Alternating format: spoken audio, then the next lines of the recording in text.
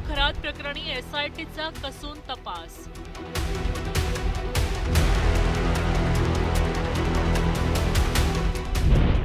शिवनिका संस्थेचे सगळे व्यवहार रडारवर।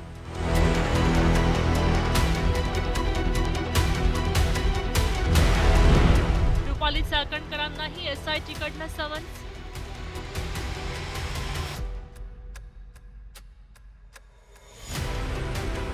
भोंदू अशोक खरात प्रकरणी रुपाली चाकणकर यांच्या अडचणीत चांगलीच वाढ होण्याची शक्यता वर्तवली जाते।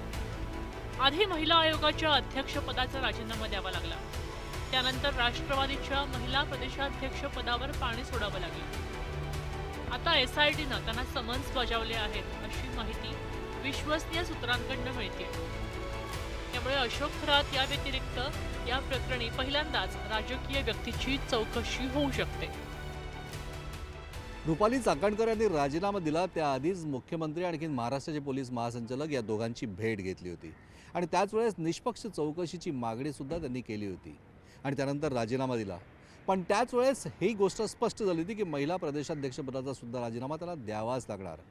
आता दोन्हीही असलेल्या महत्त्वाच्या पदांवरनं रुपाली चाकणकर यांची एक्झिट झाली आहे। याचमुळे अशोक खरात प्रकरणामध्ये त्यांनी जी मागणी केलेली आहे, दूध का दूध पाणी का पाणी जर का व्हायचं असेल तर रुपाली चाकणकर यांची चौकशी ही सगळ्यात महत्त्वाची ठरणार आहे। भोंदू खरातनं स्थापन केलेल्या शिवनिका संस्थेच्या माध्यमातून अनेक आर्थिक व्यवहार आणि कार्यक्रम झाले होते। एसआयटीनं शिवनिका संस्थेचे बँक खात्यांचे तपशील आणि मागच्या काही वर्षातल्या व्यवहारांची कागदपत्र ताब्यात घेतली। या संस्थेच्या नावाखाली नेमका कोणता पैसा कुठे वळवला गेला आणि यामध्ये कोणत्या बड्या व्यक्तींचा सहभाग होता याचा तपास केला जाणार आहे। या संस्थेवर विविध वेळी कार्यरत असलेल्या सगळ्या आजी माजी सदस्यांची एसआयटीकडनं सखोल चौकशी केली जाईल। या सदस्यांना लवकरच चौकशीसाठी पाचारण केलं जाईल। संस्थेच्या निधीचा वापर आणि खरातला मिळालेलं पाठबळ यावर पोलीस लक्ष केंद्रित करतायत। दरम्यान शिवनिका संस्थेच्या सदस्यांमध्ये कोणाचा समावेश आहे पाहूया। शिवनिका या संस्थेच्या विश्वस्त मंडळातली नावं: अशोक कुमार एकनाथ खरात, डॉक्टर जितेंद्र गणपतराव शेळके, कल्पना अशोक कुमार खरात, रुपाली निलेश चाकणकर, सुभाषराव केशवराम जमे, ललित प्रकाश गोपणे, डॉक्टर नंदकिशोर तुकाराम काटोरे। खरातच्या अटकेनंतर रोज नवनवीन खुलासे होत असताना आता या संस्थेच्या चौकशीमुळे अनेक पांढरपेशी चेहरे समोर यायची शक्यता वर्तवली जाते।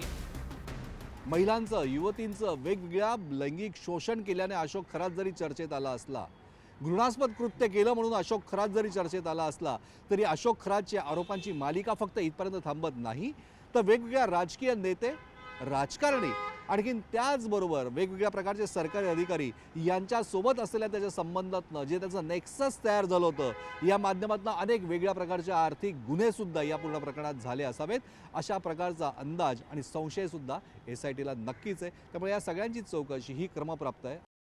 शिवसेना उद्धव बाळासाहेब ठाकरे पक्षाच्या उपनेत्या सुषमा अंधारे आणि राष्ट्रवादीच्या नेत्या रुपाली ठोंबरे पाटील यांनी या प्रकरणी नाशिकच्या पोलीस अधिकाऱ्यांची भेट घेतली आहे आणि रुपाली चाकणकर यांच्यावर गुन्हा दाखल करून त्यांना सह आरोपी करण्याचीही मागणी केली होती।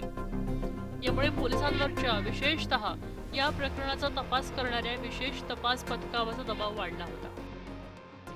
पोलीस तपास करतात, पोलिसांना योग्य वाटलं तर कारवाई करतात, नाही वाटलं तर त्या ठिकाणी घरी पाठवतात। त्यामुळे समन्स म्हणजे खूप काही भूकंप पडला असं नाही आहे। समन्स सर्वांनाच येत राहतात, त्यामुळे समन्सवर काय कारवाई होईल त्यामध्ये त्यांच्या बयानामध्ये, त्यांच्या पोलिसांच्या चर्चेमध्ये पोलीस जेव्हा बयान घेतील किंवा जे काही पुढच्या काळात त्या केसमध्ये तथ्य समोर येतील त्यावर पुढची कारवाई होत असतं। दरम्यान भोंदू खरात प्रकरणी 2 राजीनामे दिले आणि त्यानंतर रुपाली चाकणकर यांच्या मागे चौकशीचा ससेमिरा लागायची शक्यता व्यक्त केली जाते। प्रशांत बागसह ब्युरो रिपोर्ट, न्यूज 18 मराठी।